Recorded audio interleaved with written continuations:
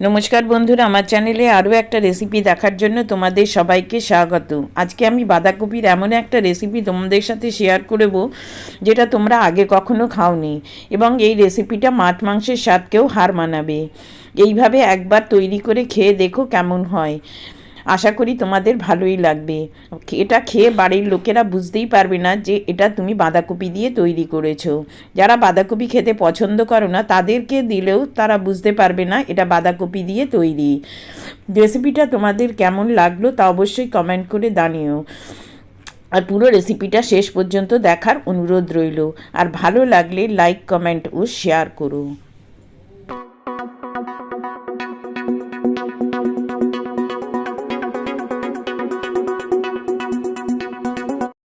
আমি একটা বড় সাইজের বাঁধাকপির অর্ধেকটা নিয়েছি, নিয়ে ভালো করে ধুয়ে মিক্সিতে দিয়ে ঠিক এরকমভাবে একদম কুচি কুচি করে কেটে নিতে হবে।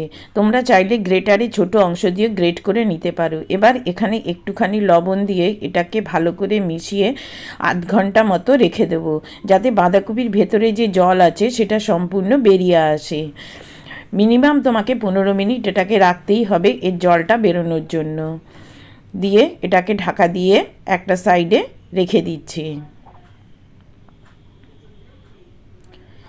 ফিরে এলাম আধ ঘন্টা পর দেখো বাঁধাকপি থেকে কি পরিমাণে জল বেরিয়েছে। এবারে একটা কাপড় নিয়ে তার ভেতরে বাঁধাকপিটা ঢেলে দিয়ে সম্পূর্ণ জলটাকে চিপে বার করে নেব। এই জলটা যত বেরিয়ে যাবে তত কিন্তু বাইন্ডিংয়ে আমার কম উপকরণ ব্যবহার করতে হবে এবং খেতেও বেশ টেস্টি হবে। দেখো পুরো আমি চিপে এটাকে এরকম করে নিয়েছি। এবার এটাকে একটা বাটিতে নিয়ে নিচ্ছি। এবার এটার সাথে কিছু মশলা অ্যাড করব। প্রথমেই আমি স্বাদ মতো লবণ দিয়ে দিলাম। লবণটা দেখে দেবে, কেননা আগেও কিন্তু এটা লবণে ভেজানো ছিল। আর যেটা দেব হাফ টিস্পুন মতো চাট মশলা। এখানে একটুখানি পেঁয়াজ নিয়েছি, আর পেঁয়াজের পাতার কুচি ছোট ছোট করে একদম কুচি করে নিয়েছি। একটা কাঁচা লঙ্কা ছোটো করে কুচি করে নিয়েছি। ঝালটা তোমরা তোমাদের পছন্দ মতো কম বেশি করে নিও। আর যেটা দেব সেটা দিচ্ছি চিকেন কর্নফ্লাওয়ার। 3 চামচ মতো কর্নফ্লাওয়ার দিচ্ছি। আমি এখানে 3 চামচ ব্যবহার করেছি। তোমরা চাইলে তোমাদের চাহিদা মতো কম বেশি করে নিতে পারো, কেননা এটা বাঁধাকপির ওপর ডিপেন্ড করছে কতটা পরিমাণে লাগবে। আর আমি এখানে একটু স্কিপ করে গেছি, এখানে 2 চামচ আমি সুজি ব্যবহার করেছি। সুজিটা কিন্তু অবশ্যই ব্যবহার করবে, তাহলে কিন্তু এটা প্যান থেকে খুব সহজেই কিন্তু ছেড়ে আসবে। এবার এরকম একটা ট্রে নিয়েছি, নিয়ে একটুখানি তেল দিয়ে এটাকে চারিদিকে গ্রিস করে নিচ্ছি, তাহলে সহজেই এটা বেরিয়ে আসবে। আমি এরকমভাবে বরফির মতো করে তৈরি করছি। তোমরা ইচ্ছা করলে এটা গোল বলের মতো করে বানাতে পারো। সেটা হচ্ছে একটা ঝাঁঝরিতে দিয়ে নিচে জল দেবে, দিয়ে ছোট ছোট বলের মতো করে তার উপরে দিতে হবে। এবার এখানে জল বসিয়ে একটা স্ট্যান্ড রেখে দিয়ে এর উপরে আমি এটা রেখে দিচ্ছি। দিয়ে এটাকে আমি 15 থেকে 20 মিনিট মতো এটাকে সেদ্ধ হতে দেবো। দেখো 15 মিনিট হয়ে গেছে। একটা টুথপিক দিয়ে চেক করে নেবে যে এটা হয়েছে কি না। যদি দেখো ক্লিয়ার আসছে তাহলে বুঝবে এটা হয়ে গেছে। এবার এটাকে নামিয়ে ঠান্ডা করে নেবে। এবারে গ্রেভির প্রসেসে চলে যাচ্ছি। গ্রেভি বানানোর জন্য আমি 2 চামচ তেল দিয়ে দিলাম। একদম কম তেলেই কিন্তু এই রেসিপিটা তৈরি হবে। একটু গোলমরিচ, দারচিনি আর 3টে ছোটো এলাচ দিয়ে 30 সেকেন্ড মতো এটাকে ভেজে নিচ্ছি। খুব সুন্দর একটা এলাচের গন্ধ যখন বেরোবে তখন এর ভেতরে আমি একটা বড় সাইজের পেঁয়াজ, 2টো কাঁচা লঙ্কা দিয়ে পেস্ট করে নিয়েছি।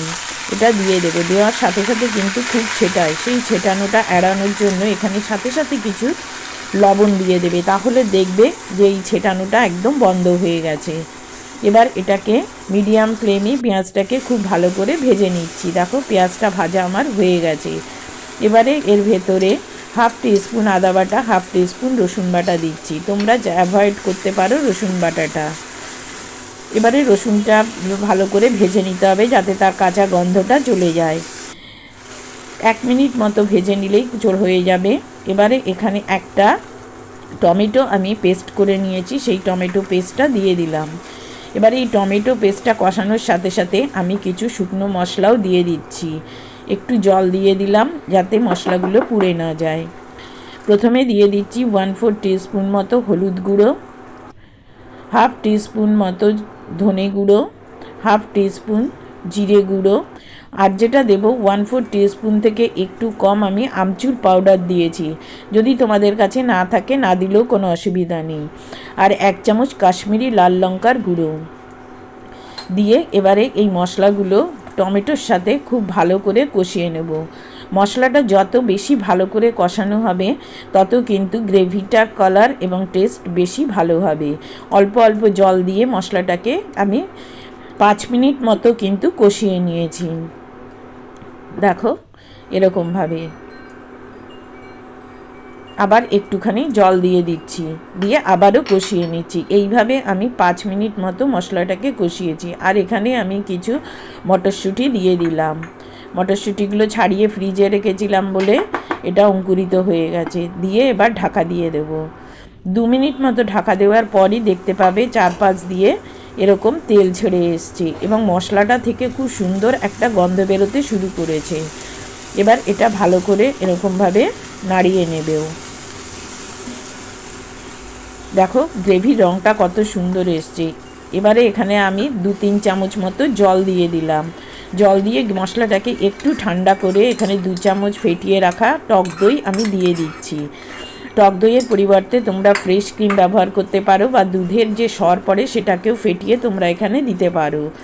দিয়ে এবার এটা মিডিয়াম ফ্লেমে ভালো করে অনবরত নেড়ে এটাকে কষিয়ে নিতে হবে। অনবরত নাড়তে হবে, না হলে কিন্তু দইটা ফেটে যেতে পারে।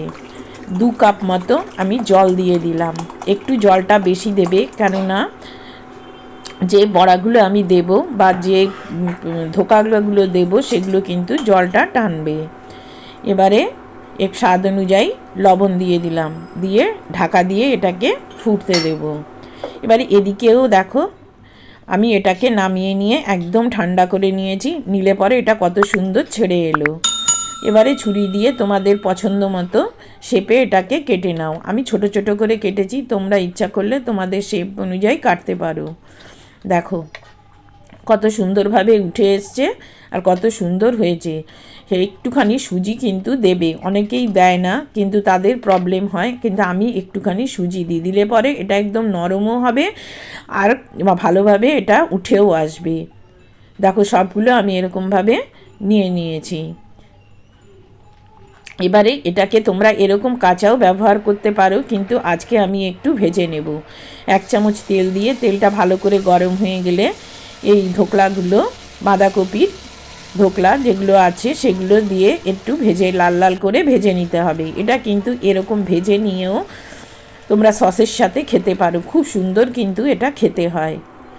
এবারে গ্রেভিটাও দেখো আমার টকবক করে ফুটতে শুরু করে দিয়েছে। এবারে এই ভেজে রাখা বাঁধাকপির কোপ্তাগুলো এর ভেতরে দিয়ে দিচ্ছি। দিয়ে এটাকে ঢাকা দিয়ে আমি 15 মিনিট মতো এটাকে হতে দেব। দেখো ঢাকা দিয়ে দিলাম। ইউটিউবে আমার second channel diary of my dreams, সেখানে আমি নানা ধরনের ভিডিও শেয়ার করে থাকি। তার লিংক নিচের ডেসক্রিপশানে দিয়ে দিয়েছি। আশা করি তোমাদের ভালো লাগবে। ভালো লাগলে পরে চ্যানেলটা সাবস্ক্রাইব করে নেওয়ার অনুরোধ রইল। 15 মিনিট হয়ে গেছে। এবারে ঢাকাটা সরিয়ে নিচ্ছি। নিয়ে দেখো তোমরা যেরকম গ্রেভি পছন্দ করবে সেরকম রাখতে পারো। ফ্লেভারের জন্য 3টে কাঁচা লঙ্কা দিয়ে দিলাম। তবে একটু গ্রেভিটা পাতলাই নামাবে, কেননা এখন শীতকাল, এবারটা থাকলে পরে কিন্তু আরও ঘন হয়ে যাবে। আমি সেই জন্যে একটু এরকমই নামাবো।